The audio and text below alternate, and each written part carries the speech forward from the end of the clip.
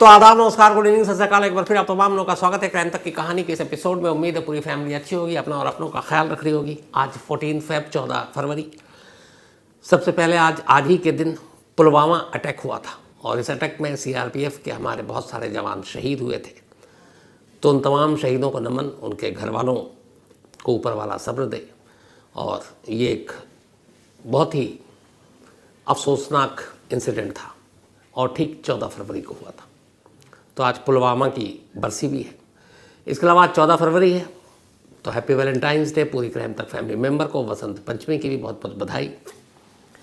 अब आते हैं आज की कहानी के ऊपर। मैंने ऐसी बहुत सारी कहानियाँ आपको शायद सुनाई है जो इंसान के बस में नहीं होता, जिसे साइंस मानता नहीं है। उसे हम आत्मा, जिन, भूत, प्रेत, ये सारी चीज़ें मानते हैं।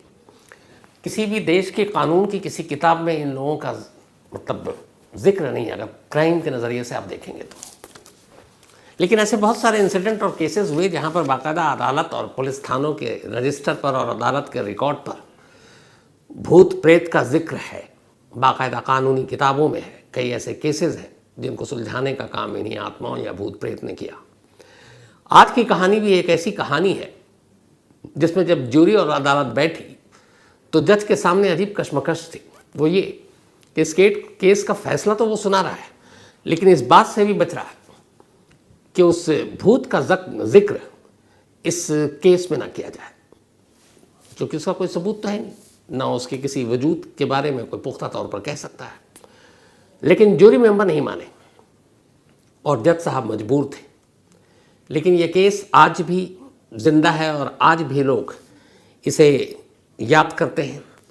और इस केस का एक दूसरा नाम है और वो है ग्रीन बियर काउंटी घोस्ट। जो कहानी सुनाने जा रहा हूँ वो एक कत्ल की कहानी है, लेकिन इस कत्ल में कहाँ से भूत आता है, बड़ी दिलचस्प कहानी है। बात है 1896 1896 की, मतलब आज से 128 साल पुरानी।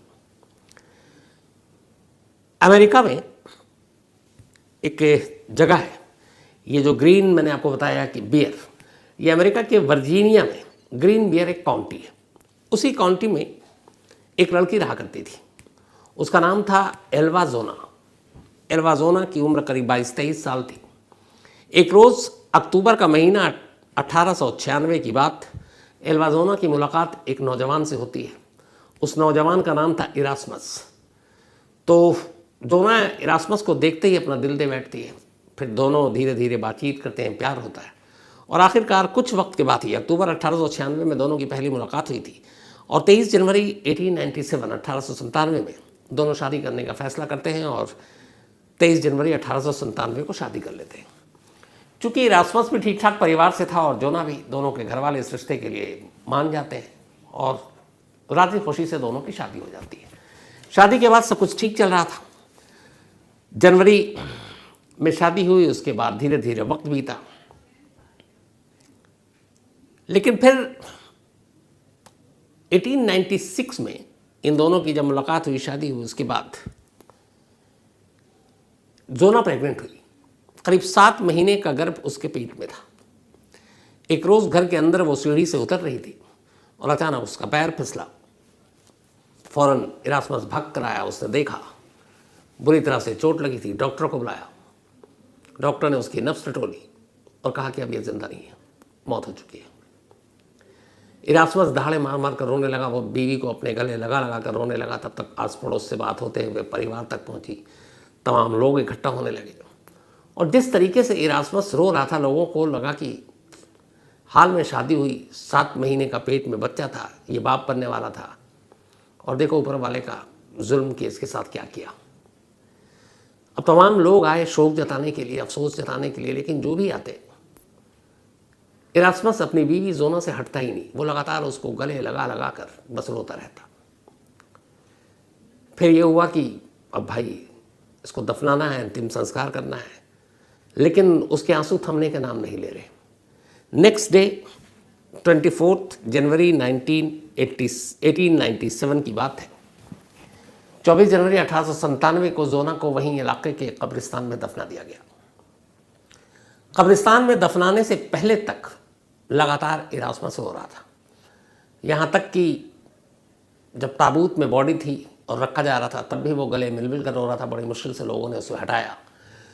इस दौरान न मालूम कितने ही लोग आए जो खुद जोना की एक बार आखिरी बार देखना चाहते थे, तो बस वो शक्ल देखते और बॉडी से ही इरास्मस हटता ही नहीं। वो लगातार गले लगाकर रोता ही रहा। लोग भी भावुक हो गए। खैर किसी तरह उससे जुदा किया गया, ताबूत बंद किया गया और दफना दिया गया। वक्त बीता, इरास्मस का जख्म धीरे धीरे भरने लगा और महीना बीत गया। अब फरवरी 1897 आ गया। करीब महीना जब बीता तो एक रोज़ जोना की माँ अपने घर में थी। रात का वक्त था, बिस्तर पर गई सोने के लिए। नाम है जोना की माँ का मैरी जैन। तो मैरी जब सोने के लिए बिस्तर पे गई तो अचानक उसे लगा कि कमरे में कोई है। उसने आंखें खोली तो सामने एक साया सा दिखाई दिया और वो कह रही माँ माँ माँ। वो घबरा गई, उठी, फिर आसपास देखा, भागकर दूसरे कमरे में गई, कोई नहीं था, आकर सो गई। अगले दिन फिर वो रात को सोने की तैयारी कर रही थी, तभी उसे लगा कि फिर कमरे में कोई है। मैरी उठी और फिर कमरे के चारों तरफ देखने लगी, कोई नहीं था। वो थोड़ी घबराई, डरी भी। अगले दिन उसने अपने बाकी रिश्तेदारों को ये बात बताई। लोगों ने कहा तुम्हारा वहम है, अभी तुम्हारी जवान बेटी की मौत हुई है, शायद तुम्हारे जहन में वही सब चल रहा है। उसने भी खुद को दिलासा दिया। अगला दिन आ गया। नेक्स्ट डे वो बिस्तर पर जा रही थी, फिर उसे लगा कमरे में कोई है, लेकिन इस बार पहली बार एक आवाज़ आई, माँ माँ, मैं हूँ तुम्हारी बेटी। अब मैरी घबरा गई। उसने कहा मैं ही हूँ, तुम्हारी बेटी हूँ, तुमसे मदद मांगने आई हूँ। तो बड़े डरते हुए उसने कहा कि बेटा क्या हुआ। तो उसने कहा माँ मेरे कातिल को सज़ा दिलाओ। मैं मरी हूँ लेकिन सीढ़ियों से गिर कर नहीं मरी हूँ, मेरा कत्ल हुआ, मेरा मर्डर हुआ है। अब मैरी ये सुनकर घबरा गई, लेकिन उठकर इससे पहले कि कुछ और पूछती बात होती, साया गायब। उसने अगले दिन सबको जिक्र किया घर में। फिर उन्होंने कहा तुम्हारे लगातार दिमाग में ही चल रहा है, कहीं बाहर आओ, घूम आओ। उसने कहा नहीं, मेरा यकीन है कि कमरे में कोई आता है, इससे पहले कभी नहीं हुआ। तो एक बेटी भूत बनकर अपनी माँ को अपने कातिल के बारे में बता रही है। कुकू एफएम के ऑडियो बुक लर्निंग एप्लीकेशन पर एक सस्पेंस रहस्यमयी कहानी है, गुमशुदा लड़की। एक लड़की जो 25 मई 1996 को गायब हो गई। सिर्फ 19 साल उसकी उम्र। अब वो लड़की गायब हो गई, उसके बाद कहाँ है, जिंदा है भी कि नहीं है। यही पूरी रहस्यमयी कहानी कुकू एफएम के ऑडियो बुक लर्निंग एप्लीकेशन पर आप सुने, गुमशुदा लड़की। नेक्स्ट डे फिर हुआ, फिर आई, फिर बात हुई। ऐसे करते करते हफ्ता 10 दिन गुजर गया और एक रोज़ फिर वो अपने कमरे में थी और अब मैरी आदी हो चुकी थी। उसे लगता था कि ये सच में उसकी बेटी है और वो उसकी माँ है, तो जाहिर सी बात है अब वो उसका डर दूर हो गया और लगा बेटी कुछ कहना चाहती है। एक रोज़ फिर बिस्तर पर थी मैरी, सामने आई जोना, कहती माँ मैं तुम्हारी बेटी। अब वो अंधेरे में है, लग रहा है कि हाँ खड़ी हुई है। तो उसने कहा अच्छा बताओ क्या हुआ। तो उसने कहा माँ मैं सीढ़ियों से गिर कर नहीं मरी हूँ, मेरा कत्ल हुआ है और आप मेरे कातिल को सज़ा दे रहे हो। तो उसने पूछा कि अच्छा पूरी बात बताओ। उसने कहा कि आपको अगर सबूत चाहिए तो मैं अभी इसी वक्त सबूत दे सकती हूँ। माँ ने कहा दो। तो उसने कहा कि मेरे गले पर निशान है और उस निशान से आपको पता चल जाएगा कि मैं सीढ़ियों से नहीं गिरी हूँ, बल्कि मेरा गला घोंट कर मारा गया है और उसके सारे निशान आपको दिखाती हूँ। और वो खड़ी हुई और वैसे ही जैसे फिल्मों में आप देखते हैं कि वो तो सीधी खड़ी है, गर्दन पूरा घूम गया 360 डिग्री में, और अचानक अब उसका चेहरा दिखाई दिया और उसका गर्दन देखा। माँ को देखा कि उसके गर्दन पे तो बहुत सारे निशान हैं। उसने पूछा ये क्या है। उसने कहा मेरा गला घोंट कर मारा गया है, मेरे गले की गर्दन की हड्डी टूट गई जिसकी वजह से मैं सांस नहीं ले पाई और मैं मर गई। तो उसने कहा कौन है तुम्हारा कातिल। उसने कहा मेरा कातिल कोई और नहीं, मेरा अपना हस्बैंड, मेरा अपना पति है। इरास्मस नहीं मुझे मारा है। वो कहती क्यों। उसने कहा कि अक्सर वो झगड़ा होता था और मुझे उसके बारे में पता चला था कि मुझसे शादी करने से पहले वो ऑलरेडी 2 शादी और कर चुका है। और इस बात का जब मुझे सच्चाई पता चली तो मैंने उससे पूछा कि तुमने छुपाया क्यों। तो इस बात पे हमारी लड़ाई होती थी। उस रात भी वो आया और मैंने उससे यही जिक्र किया और वो लड़ पड़ा। मैंने भी बोला और उसने गुस्से में मेरा गला दबाना शुरू कर दिया और इतनी ज़ोर से दबाया कि फिर मुझे कुछ याद नहीं। फिर मैं सीढ़ी के नीचे पड़ी हुई थी। माँ ने कहा कि ये तो तुमने कहा, लेकिन कौन मानेगा। उसने कहा माँ अच्छा चलो आप एक काम करो, आप जब मैं मरी थी तब तो आप आई थी घर पे, आपने मुझे देखा था, आपने कुछ नोटिस किया था? तो उसने कहा नहीं, मैंने क्या, मतलब तुमको देखने के बाद तुम्हारी डेड बॉडी में अपने होश में नहीं थी। उसने कहा माँ आपने तो मुझे पाला है, पोसा है, बचपन से आपने देखा है, मेरी शादी के बाद भी आप घर आती जाती रही है, कभी आपने मुझे नेक गाउन पहनते हुए देखा है? एक ऐसा गाउन जो गले तक, गले को छुपाए। मैं तो हमेशा स्लीवलेस टाइप का गाउन पहनती थी, मैंने अपने बचपन से लेकर जवानी तक कभी नेक गाउन नहीं पहना। जब मेरी लाश आपने देखी थी तो अब याद है आपको मैंने कौन से कपड़े पहने थे? अब माँ ध्यान देती है और फिर अचानक उसे याद आता है कि हाँ, जब मैंने देखा तो मुझे एक चीज़ बड़ी अटपटी लगी थी, और वो इसलिए याद है मुझे कि तुम सीढ़ी से गिरी, 7 महीने की प्रेग्नेंट थी, गाउन लंबा था, तो मैं यही सोच रही थी कि शायद गाउन में तुम्हारा पैर फंस गया और तुम नीचे गिर गई, और उस वजह से तुम्हें चोट लगी और तुम्हारी मौत हो गई। और इरास्मस ने हमें यही बताया था। उसने कहा माँ आपको ध्यान देना चाहिए था कि बचपन से जो चीज़ मैंने कभी नहीं की, जो कपड़े मैंने कभी नहीं पहने, जो मुझे पसंद नहीं थे, मैं उस दिन ये गाउन क्यों पहनूंगी? तो उसने कहा इस गाउन से क्या लेना देना?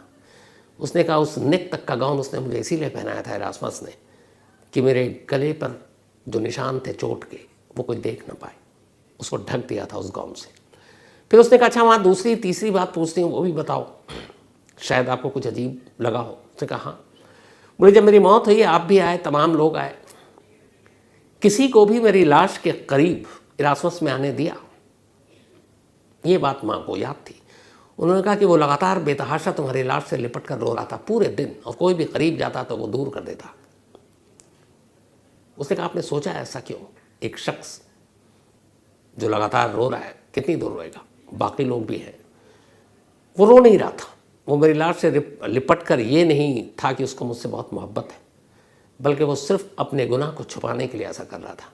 उसे मालूम था कि अगर उसके लाश के करीब कोई और आया उसके अलावा तो फिर उस गले का ज़ख्म उसको दिखाई दे जाएगा, और जैसे ही गले का ज़ख्म दिखाई देगा तो फिर सच्चाई सामने आ जाएगी।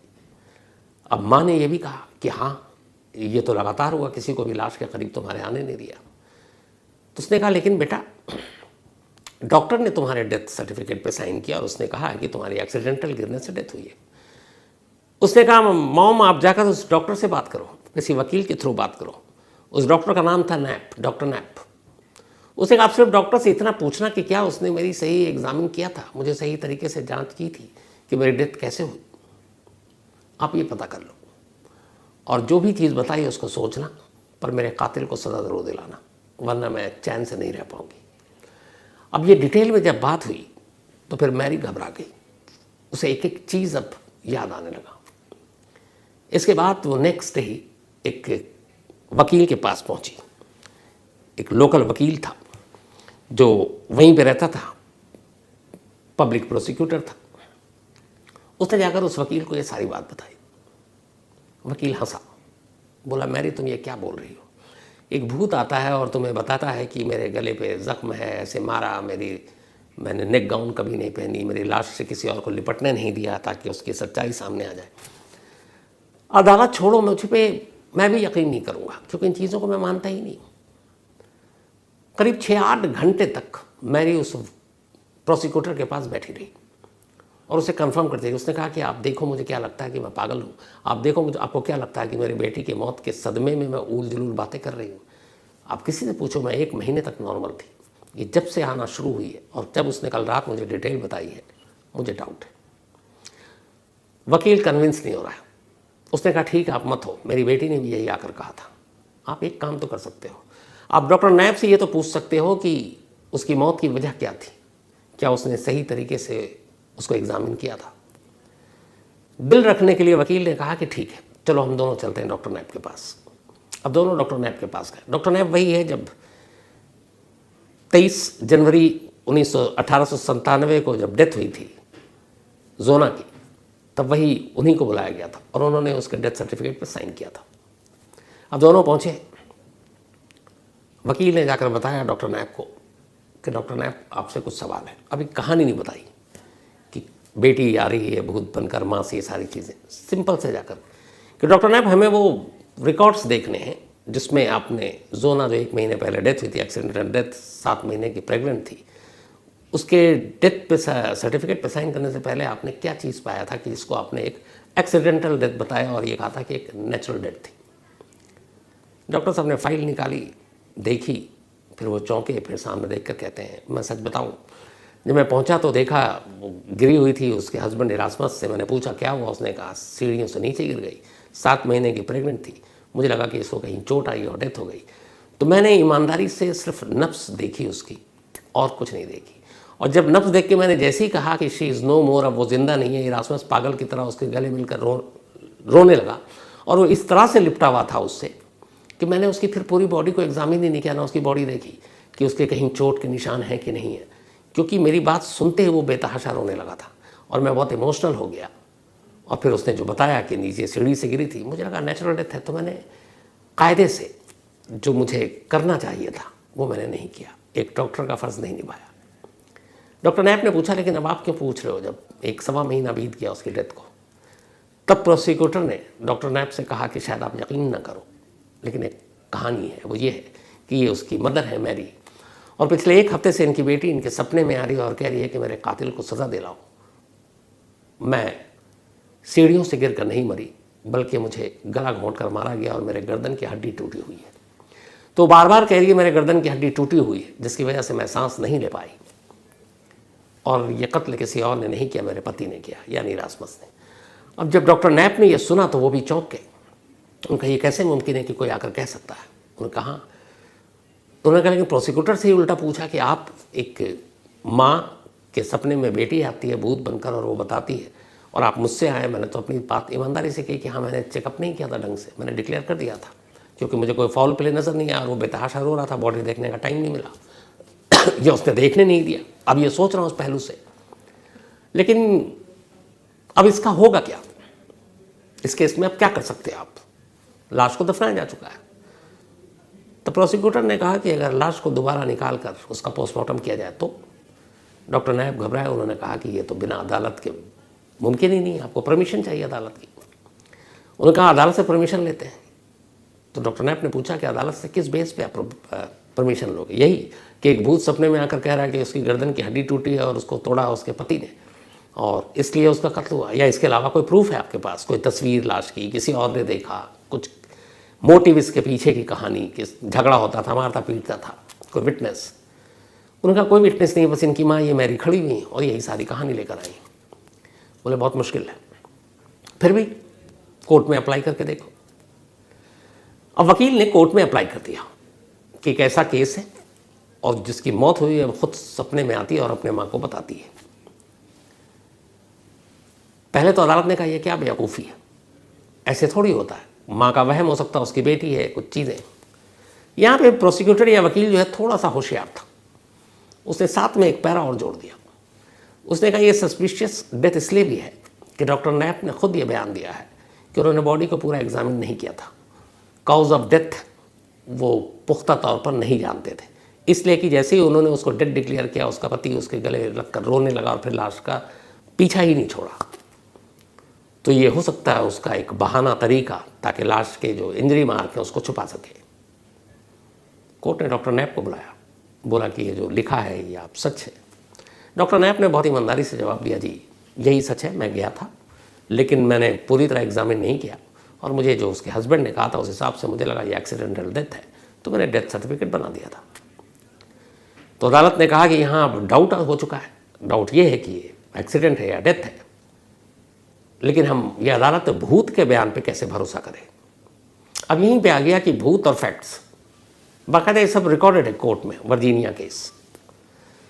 तो वकील ने कहा कि डॉक्टर साहब आप, जज साहब आप भूत और इन सारी चीज़ों को हटा दीजिए, कानून में इसके लिए कोई जगह नहीं है। लेकिन अगर ये डॉक्टर साहब स्टेटमेंट दे रहे हैं कि उन्होंने डेथ सर्टिफिकेट उनकी सही भी है कि नहीं, ये खुद कंफर्म नहीं है, और माँ और हालात जो बता रहे हैं कि कोई भी शख्स उस लाश को करीब से देखा ही नहीं, क्योंकि उसने देखने नहीं दिया पति ने, वो रोने का बहाना कर रहा था लिपट लिपट कर। तो इस डाउट, इस शक के आधार पर कम से कम सच्चाई सामने आए, उस लाश का पोस्टमार्टम हो जाए तो क्या बुरा है।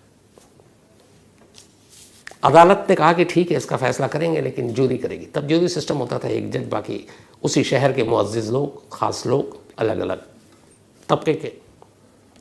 जूरी का गठन हुआ, जूरी को बुलाया गया, उनके सामने यह केस रखा गया कि एक मौत हुई है, एक जिसकी मौत हुई है वो भूत बनकर अपनी माँ को यही बातें बता रही है, और डॉक्टर खुद कह रहा है कि हाँ, मैं नहीं कह सकता कि ये मौत एक्सीडेंटल है या मर्डर है।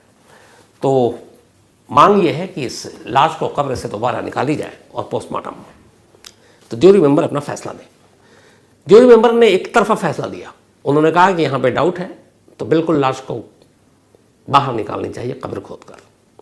अदालत ने फैसला सुना दिया। अदालत के फैसले के बाद 22 फरवरी 1897, 22 फेब 1897, यानी कि दफनाने के लगभग 28 दिन के बाद पूरी टीम पहुंची। कब्र से लाश को बाहर निकाली गई, मोर्चरी ले जाएगी, उसके बाद उसका पोस्टमार्टम हुआ। अब जब ये लाश निकालने और ज्यूरी मेंबर अदालत की खबरें उस वक्त के अखबारों में, क्योंकि बड़ा पीसफुल एरिया था ये काउंटी, छपने लगा, और भूत के किस्से जब आए तो लोगों का और इंटरेस्ट बढ़ा। तो अब हर अखबार में ये खबर है। अब सभी जगह पे इंतज़ार हो रहा है कि पोस्टमार्टम रिपोर्ट क्या कहती है। 3 दिन लगे पोस्टमार्टम रिपोर्ट आने में। 3 दिन के बाद जब पोस्टमार्टम रिपोर्ट सामने आई, हर अखबार फ्रंट पेज पर यही स्टोरी थी। स्टोरी ये थी कि एक भूत ने अपनी माँ से जो कुछ आगे कहा वो सच था। जो जोना थी उसके गर्दन की हड्डी टूटी हुई थी, उसके गले पे चोट के निशान थे, खरोश के निशान थे, और उन निशानों को अगर कोई वो गर्दन खुला होता, ओपन होता, तो अपनी नंगी आंखों से देख सकता था। लेकिन उसे नेक तक का गाउन पहनाया गया था ताकि यहाँ तक का कोई निशान दिखे नहीं, और निशान यहाँ पे था। दूसरा, लाश के करीब किसी को आने नहीं दिया गया। तो पोस्टमार्टम रिपोर्ट ने वही चीज़ बताई जो मैरी को उसकी बेटी ने आकर बताई थी। पोस्टमार्टम रिपोर्ट आने के बाद क्लियर हो गया कि जोना की डेथ एक्सीडेंटल नहीं बल्कि एक मर्डर था, और पेट में 7 महीने का बच्चा था। फ़ौरन इस मर्डर के बाद अदालत के हुक्म पर पुलिस को कहा गया जांच करो, और जांच के फ़ौरन बाद इरास्मस को गिरफ्तार कर लिया गया। गिरफ्तार करने के बाद उससे पूछताछ हुई। थोड़ी ही वक्त के बाद इरास्मस ने अपना जुर्म कबूल कर लिया। उसने कहा हाँ, उस रात मेरा झगड़ा हुआ क्योंकि उसे मेरी पिछली 2 शादियों के बारे में पता चल चुका था। एक बीवी से उसका डिवोर्स हो गया था, दूसरी बीवी भी शादी के 1 साल के बाद रहस्यमय तरीके से गायब हो गई थी। उसका कोई सुराग नहीं मिला। तो पुलिस ने उसके बयान के बाद अदालत में यह मामला पेश किया। अदालत में जब यह मामला पेश किया तो 22 जून 1897 से यह ट्रायल शुरू हुआ, और इस ट्रायल के बाद दोनों तरफ से सारी चीज़ें रखी गई, ज्यूरी मेंबर बैठे।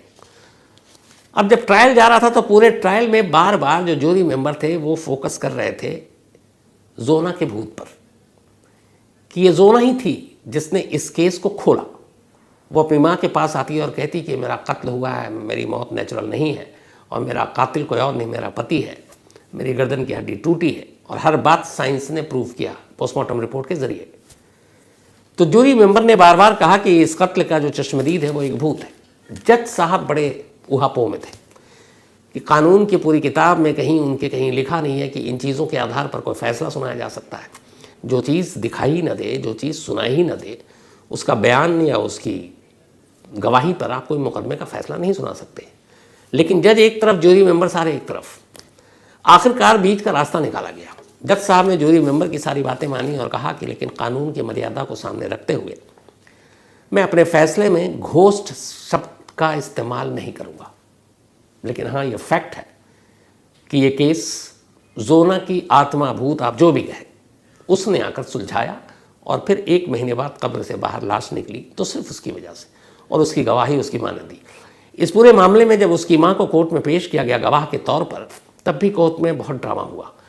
जो इरास्मस के वकील थे उन्होंने भरी अदालत में मैरी को एक तरह से दिमागी तौर पे पागल और ये सब करार देने की कोशिश की कि अच्छा आपको भूत दिखाई दिया, अच्छा वो कैसी थी, क्या पहन कर आती थी, ये था, 360 डिग्री में उसने अपना सर घुमा दिया, जख्म के निशान थे। लेकिन मैरी की लोगों ने तारीफ़ की कि वो एक जगह भी न डगमगाई, न उनके वकीलों के बहकावे में आई, और उसने हूबहू वही स्टेटमेंट दिया जो इस केस की शुरुआत में उसने अपने प्रोसिक्यूटर को दिया था, जो डॉक्टर कैप को बोला था, नैप को, और जो फिर उसने अदालत में, पुलिस में अपना बयान दिया था। वो उसने एक एक चीज़ हूबहू पॉइंट टू पॉइंट वही बोली जो पहले दिन से वो कह रही थी, भटकी नहीं। और आखिरकार मैरी के इस बयान, जोना की उस बताने का जो था कि मेरी मौत कैसे हुई, अदालत ने 11 जुलाई 1897 को इरास्मस को अपनी वाइफ जोना के कत्ल का गुनहगार ठहराया और उसे उम्र कैद की सज़ा दी। Life imprisonment. जब उसे उम्र कैद की सज़ा हुई और ये बात सारी हो गई तो उसे जेल भेज दिया गया। जेल में बहुत सारे कैदी बंद थे। उन्हें जब पता चला कि ये वही है जिसकी भूत ने गवाही दी थी और जिसकी वजह से खुला, तो कैदियों ने मिलकर इरास्मस को मारने की कोशिश की थी ताकि वो भूत उन लोगों के साथ कुछ ना करे और वो भूत खुशी खुशी लौट जाए। तो मारने की प्लानिंग थी जान से। इत्तेफाक से उन्हीं में से कैदी ने जेल अथॉरिटी को ये प्लानिंग के बारे में बता दिया और एक रात पहले ये खबर जेल ऑफिशियल तक पहुंची और फिर उसे दूसरे सेल में शिफ्ट कर दिया गया और इरास्मस की जान बच गई। लेकिन वो इस जेल में 1897 में उसे उम्र कैद की सज़ा दी गई थी। 3 साल ही जिंदा रहा। 13 मार्च 1900, बल्कि 3 साल नहीं, हाँ 3 ही साल, 97 था। ठीक 1913 मार्च को उसी प्रिजन में, उसी जेल में इरास्मस की बीमारी से मौत हो गई। आज भी वर्जीनिया के इस कोर्ट में इस केस का जिक्र है, बाकायदा पुलिस रिकॉर्ड में है, जो ज्यूरी मेंबर हैं उनके हवाले से है, लेकिन जज के जजमेंट में घोस्ट शब्द नहीं है। पर उनके न होने से भी ग्रीन बियर काउंटी घोस्ट, ये स्टोरी वहाँ के लोगों को आज भी पता है। तो ये थी आज की कहानी। अब कहानी ख़त्म करूँ उससे पहले वही अपना सिलसिला। आज अमन जोशी, इनका जन्मदिन है, तो हैप्पी बर्थडे अमन। राजकुमार चौरसिया, इनका भी आज जन्मदिन है, हैप्पी बर्थडे राजकुमार जी। और ये भेजा है मानसी चौरसिया जी ने, उनके हस्बैंड है राजकुमार। डेजी कांडा का भी आज बर्थडे है, तो हैप्पी बर्थडे डेजी। और नैना एंड वरुण ने भेजा, उनके बिटिया हैं ये। चंदन, कल इनका बर्थडे था, तो बिलेटेड हैप्पी बर्थडे चंदन। और ये भेजा किशोर सिंह राजपुरोहित ने। साथ ही प्रतीक श्रीवास्तव, इनका भी बर्थडे है, तो हैप्पी बर्थडे प्रतीक, रितेश ने भेजा है। इसके अलावा स्वीकृति शर्मा, इनका भी आज जन्मदिन है, तो हैप्पी बर्थडे स्वीकृति। और ये भेजा है ऋषि सिंह ने। आज 14 फेब वैलेंटाइन डे। आज के एक लिस्ट से मुझे साफ पता चल रहा है कि लोग वैलेंटाइन डे के दिन ज़्यादा शादी करते हैं। पता नहीं, रिपोर्ट तो यही कह रहा है, बाकी आप अभी सामने आपके रखता हूँ। अश्विनी और अनिल भाइक, इन दोनों की आज मैरिज एनिवर्सरी है। Happy marriage anniversary Valentine day के दिन, very good. Ruby and Zeeshan Ansari, इन दोनों की भी आज वैलेंटाइन डे के दिन एनिवर्सरी। तो रूबी और जीशान बहुत बहुत मुबारक, बधाई। भोला ने भेजा है। मानवी एंड जोसेफ नेपाल से हैं, इन दोनों की भी आज मैरिज एनिवर्सरी है, तो आप दोनों को बहुत बहुत बधाई, मानवी और जोसेफ। साथ ही happy marriage anniversary Preeti and Ankit, और पक्का आप दोनों से मुलाकात भी होगी। इसके अलावा नमिता और रोहन प्रांचपे, इन दोनों की भी आज एनिवर्सरी है, तो happy marriage anniversary Namita and Rohan, Canada से हैं ये। साथ ही राधा देवी और चुन्नी लाल, ये चूरू से हैं, राजस्थान, आप दोनों को बहुत बहुत बधाई। सुप्रिया और श्रीकांत मोटारबार, इन दोनों की भी आज मैरिज एनिवर्सरी है, तो हैप्पी मैरिज एनिवर्सरी। तो देखा आपने लिस्ट, वैलेंटाइंस डे, मैंने कहा ज़्यादा लोग शादी करते हैं, और इनमें से तो नाम नहीं लूँगा। एक शख्स ने बड़ा अच्छा मेल लिखा, उन्होंने लिखा आज मेरी वाइफ की मैरिज एनिवर्सरी है, तो प्लीज़ विश कर दीजिएगा। अब मैं सोच रहा था खाली उनकी वाइफ को ही कर देता, आज उनको छोड़ देता। पता नहीं इनकी वाइफ की मैरिज एनिवर्सरी आज थी, इनकी पता नहीं कब होगी, मुझे नहीं मालूम, पर इन्हीं में से एक हैं वो। अब आप लोग पहले बूझिए कौन हो सकते हैं। Pawan Kumar Dubey, thank you so much. Harris Dhasmana, एक कहानी की फरमाइश की है। जहीद अंसारी और Naseema ji, thank you so much आपके मेल के लिए, और एक कहानी की फरमाइश की है, वो भी सुनाऊंगा। साथ ही मनोहरन, इन्होंने कहानी की फरमाइश की है। अरशद रज़ा, थैंक यू सो मच। साथ ही सुमित नागपाल, नहीं सुमित हैं एंड भूल गया आगे क्या लिखा हूँ। अंजू भारती, इन्होंने लिखा है कि उस कहानी के ऊपर कि एलेक जैफरी जो है 1985 में इन्होंने डीएनए फिंगरप्रिंट्स की खोज की थी। तो थैंक यू सो मच अनुज इस जानकारी के बढ़ाने के लिए। तो कहानी में इतना ही, लेकिन एक बार फिर आपको याद दिला दूं कि कुकू एफएम ऐप पर क्राइम तक फैमिली मेंबर्स के लिए खास ऑफर है। क्राइम 50 कूपन है, डिस्क्रिप्शन में लिंक है, यहाँ आप जाएं और 99 रुपीज़ का सब्सक्रिप्शन 49 रुपीज़ में पहले मंथ के लिए पाएं और कुकू एफएम के मजे लें। तो आज कहानी में इतना ही। अब आपसे मुलाकात होगी कल रात 9 बजे किसी नई कहानी के साथ। तब तक अपना और अपनों का ख्याल रखिएगा। Thank you very much.